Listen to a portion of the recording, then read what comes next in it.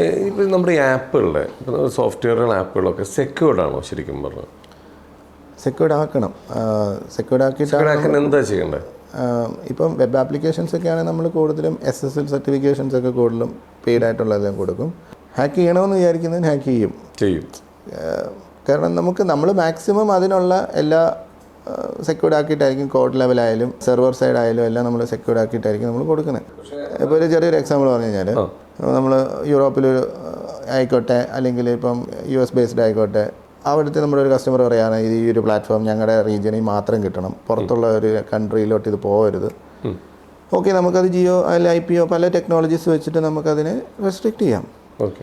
പക്ഷേ ഒരു VPN ഇട്ട് കഴിഞ്ഞാൽ ഇവിടെ ഹാക്കിങ് മാക്സിമം നമ്മൾ നോക്കുന്നുണ്ട്. ഇതുവരെ നമ്മുടെ പ്രോജക്ട്സ് ഒന്നും ഹാക്ക് ചെയ്തിട്ടില്ല.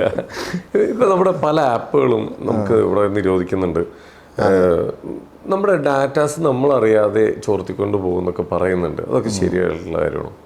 ഒബ്വിയസ്ലി ശരിയാണ്. കാരണം അത് നമ്മുടെ സെർവറിലേക്ക് അവർക്ക് പല രീതിയിൽ കോൾസ് വിടാൻ പറ്റും.